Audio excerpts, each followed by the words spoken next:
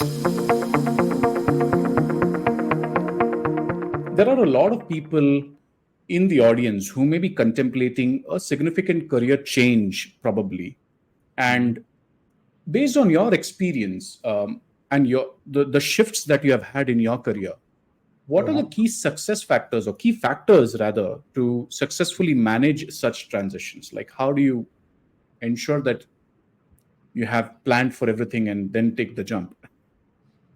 Yeah, I would call this as a form. I mean, I'm just using in a funny way a formula of 4C plus 1D. Okay, 4Cs and 1D. So first, let me talk about that 1D. If you are a dada in something, that's a great beginning point. There must be that USP about you, and which is not very common, which is not with everyone.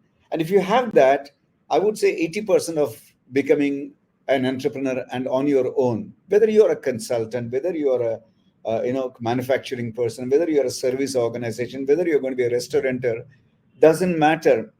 If you're a dada, आपके अंदर वो दादागिरी है, that uniqueness, USP of one particular kind, you are the best sambar making person in the whole world. If that's your conviction, believe me, you can start a food chain. Okay, कुछ तो होगा. So that is the D factor, that dadagiri uniqueness. Otherwise, the four C's, as I would say, first of all, clarity in your mind about life, and that's very important. You must be able to hold the perspective of the long termness along with the jerkiness of the short termness. Not everyone is ready for that.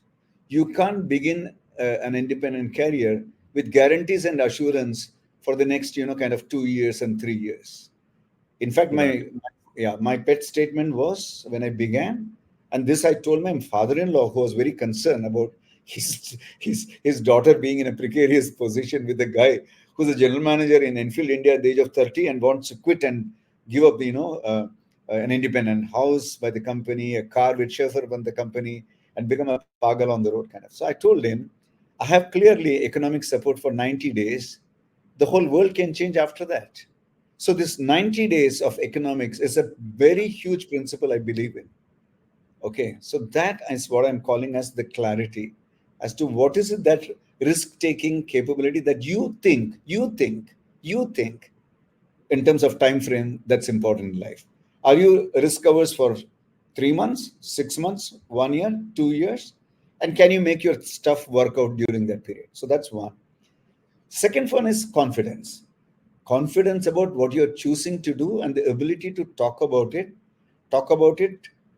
in public forums, in private conversations, write about them, live those things. Can you embody the stuff that you're going to be offering? Can you become your own kind of brand representation? The third one I would definitely say is the courage of conviction. And that's where I talked about the fact that I believe that it's so difficult to fail in life unless you are utterly foolish or completely careless or immoral. One of those things. Even immoral people are successful, but that's a different matter. But I'm Yeah. saying that courage of conviction, saying that I can combine the dharmic part of life with very deliberate decision to enterprise. Okay. And the courage to meet challenges, dive deeper into them and learn. Most important, I'm saying context of life. I would say never do something which hurts your family. Never do something because you want to prove a point. Never do something with insensitivity to the close people. Convince them, talk to them deeply, make a context which is comfortable for you. I think that's very important. So, to my Right. wife and my children are going to the best of the school. For example, when I decided to become an independent consultant, even when I Right. decided to do the movies part of it, I would be one of the rarest of the rare associate directors who, on the first day of shooting, comes in a chauffeur-driven car of his own, and then gets down to running around picking up material for the art department and starts doing things like a 14-year-old kid.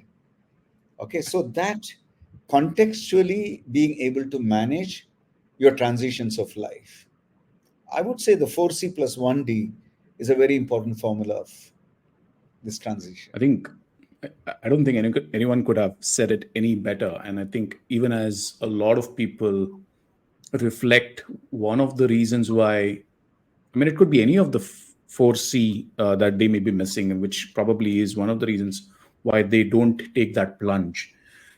We'll take a slight different question, and I'm waiting for other audiences to drop in their questions. Feel free to share those on LinkedIn or YouTube or wherever you're listening us from. It would be great to hear and share those with Raja sir. Um, One of the things that has been very unique about you is the identity. You have a very strong identity as a consultant and a very strong identity as an actor as well. And you've maintained both really well through the journey of the last 50 years, as we have seen. What advice would you want to give to people who are trying to preserve one's core professional identity while shifting their careers?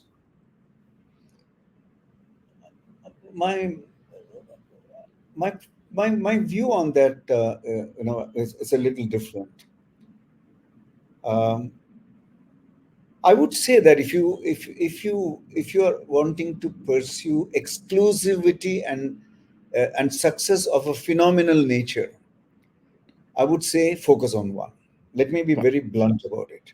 Yeah, Okay, let me be blunt about it, because there is nothing that is a substitute for focused deep dive. That is the expertise path. Okay, correct. so you need to kind of make that choice. But if you have perspective of life, which is like mine, where you're not that kind of a person who goes to a restaurant, looks at a menu and says, yeah, from the a la carte, this is what I want to have and only this I will have. I'm a buffet lunch kind of person. So I go, I pick up multiple things. And this buffet lunch people are only 5% in life. 95% of people are a la carte menu choosers. And I think that Hmm. focus is a very good thing. And to be Sure. able to stick to that. Okay. And I would say going deeper, okay, and persistently, uh, until you create the niche spot for yourself, okay, that tireless effort to find that niche place for you, I think that would be the biggest thing about you. Um, and as I'm saying this, I'm becoming aware of the fact that I'm talking about today's context, which is it's a context of startups and much more of upstarts. Okay, uh, True. and therefore, I'm saying that I don't know how people in that kind of generation and point of view would look at this. Um, if you have that, kind of push of hurriedly you want to do something, impatiently you want to do something, somehow anyhow you want to do something, you might as well go and rob a bank or do something else. But if you want to be a meaningful, focused, dharmic, principle-centered entrepreneur, successful, I would say deep dive. Have the courage to deep dive. Give your best. Hats off. I would say, for example, to me, if you ask me as an example, so Mani Rathnam is a classic example. He began as a financial management consultant for 2 years, but he was very clear. Even at the institute, he did his project management about starting a film company, film production company. That was his project. Okay. Wow. I remember starting an automobile battery unit, based on standard batteries. But and that's the kind of thing. So it was there in his mind. And then after working for 2 years with a financial consultant, then he took the plunge. Of course, circumstances, all those things, contextually, it was different. The Venus films, they produced the first film. But all those, uh, let me quote it this way. Just about a few years back, when I went to meet Mani Rathnam sir in his office, Mani in his office. Why I'm saying Mani Rathnam sir in his office. So, that was the time when I was contesting the assembly election as an independent candidate, thanks to my socio-political interest. Okay. So I asked him, so Mani, how are things? What are you doing? What was his answer? What else? The same thing, writing scripts, trying to convert them into good films, making films, the same thing for 35 years. Wow.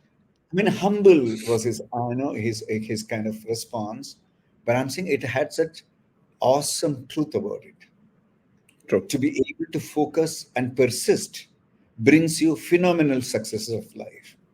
Okay, I have a different perspective, which is about the multiplicity of life and the kind of celebration of life, I think that's a different kind of an enjoyment of life. So I think people Yeah. must also make this choice. Sure, sure. Wonderfully said. I think we are the choices that we make. And as long as we are happy with the choices we are making, I think that's what is most important. So thank you for sharing that as well.